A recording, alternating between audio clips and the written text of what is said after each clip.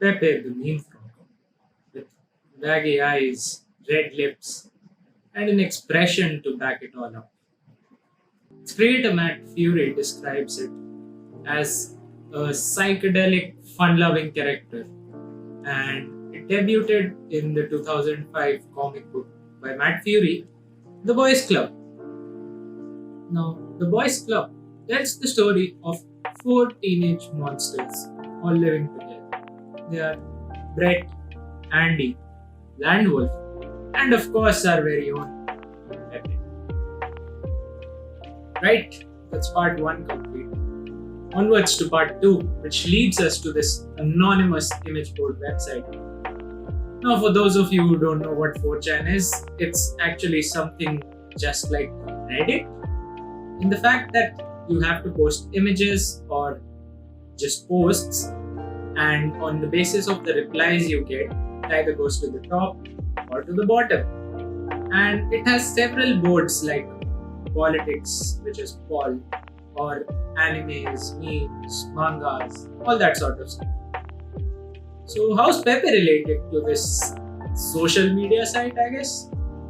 Well, there was this Pepe comic in which Pepe was peeing with his pants all the way down to the bottom of his legs. And a roommate of his saw him and asked him, "Hey Pepe, what are you doing?" And Pepe, being the fun loving frog that he is, said, "Feels good, man." Personally, I haven't tried it, but hey, maybe someday. So yeah, 4chan users started using Pepe for anything and everything that felt good to them. So if someone did a workout and had great results, they'd be like, "Here's my workout. Feels good, man." If someone won a lottery, they'll show their lottery ticket and they'll post the Pepe image. Now it's important to understand who exactly used 4chan back in those days and most probably even today. These were guys who felt ostracized by society and did not necessarily fit in. It's as per their personal opinions. Guys who used to just live in the basement, just not clean anything up, just eat there, lie there, play video games all day, be on the internet all day, never go out of the house. Yup. So basically, those kind of people. And they were mostly from the USA because 4chan originated from the USA. So these people started using 4chan, and the slogan was, "We'll all be alone together." So these guys sort of adopted Pepe as a symbol. Someone photoshopped Pepe's smile upside down, and it became a frowning little frog or a sad little frog, and that's what their purview of society was. Now we come to part 3, and now the story escalates. You won't believe how far it escalated. Here goes. So Pepe, originally on 4chan, now found its way into the mainstream. Even celebrities like Nicki Minaj and Katy Perry started, putting their versions of Pepe's out. And the internet in general started seeing Pepe as a great symbol of expressing their opinions, ideas, and people who didn't necessarily belong to 4chan, like girls or other guys who were not socially ostracized, started using Pepe. And they started coming to 4chan.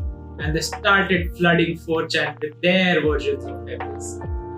And this really pissed off the 4chan people. It's like someone is trying to cling on to something. If you know of an artist who's really underrated and you really appreciate him, and he sort of goes mainstream, and you're like, "Nah, man, he's lost that edge." That's really what the 4chan people started doing. But again, 4chan was a weird place. So, in response to this, to drive all these people out, they started creating bizarre, offensive, and outright racist versions of Pepe's. So, Pepe, a fun-loving frog, was now racist. And the situation escalated so much that these racist, Nazi, anti-Jew, anti-Muslim, all sorts of horrible types of Pepes found their way onto Twitter. And we all know what Twitter is. So on Twitter, the alt-right adopted Pepe as a symbol. Seems like the logical conclusion. I mean, the alt-right's ideology is to be neo-Nazi, white supremacist, anti-Jew, anti-Muslim, probably anti-immigrant. You know, essentially they're horrible people. The alt-right adopted Pepe. There were versions of Pepe which were racist. There were also versions of Pepe as Trump. And all this stuff escalated even further when Trump retweeted his own version of Pepe. This was like a big win for the 4chan people. The general society had rejected Pepe for what it had become, but the 4chan users were elated at this.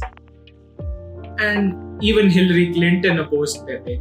So much so that on her website, Pepe was listed as a hate symbol. A meme, a cartoon frog meme, was listed as a hate symbol. And the 4chan users again saw this as a great victory. And all this resulted in the alt-right movement escalating and Pepe becoming more and more offensive and bizarre. Matt Fury, the creator of Pepe, the guy who made Pepe in 2005, remember? That guy, yup. He felt really sad and his life got messed up because anyone who saw him associated him with Pepe, and the alt-right was really just a small minority. So he thought of doing something after all these years. He thought of creating a peace Pepe database of love to oppose all the hate that Pepe was getting. He went to the public and he asked the people to give their versions of Pepe's, to give peaceful versions of Pepe's. Not the hate ones, not the violent ones, but peaceful ones who essentially, characterized what Pepe originally meant.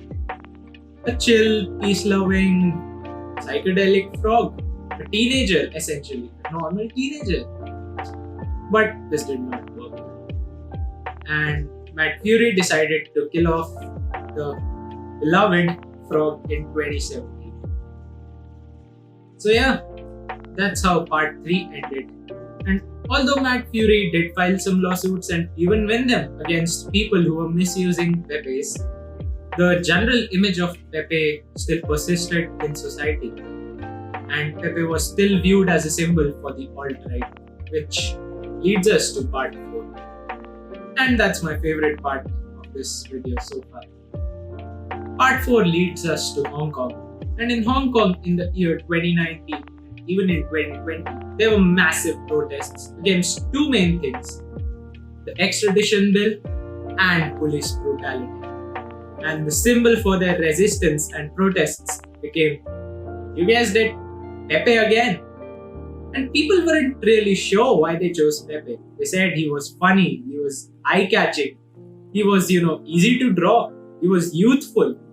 But the real thing was that there was a semblance of frustration and anger and, thing of being put down again and again in Pepe, which the Hong Kongers, I don't know if that's how you refer to them, in which the Hong Kong people related to Pepe. There were images of Pepe in hard hats, there was images of Pepe's, facing tear gas with eyes bleeding and all that sort of stuff. And all of it was used as a protest. And really, that's amazing. I mean, what more can I say? Someone from Hong Kong said that they would love to see Pepe's sadness, that sad face, turn upside down and into a smile someday.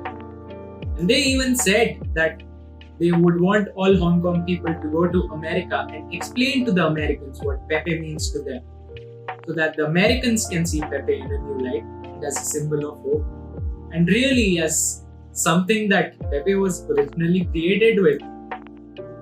And yep, that's the power of the internet. That's how something can turn upside down. And yes, that's all I can say. I hope you liked the video. Leave a like if you enjoyed. Put something in the comments. And cheers.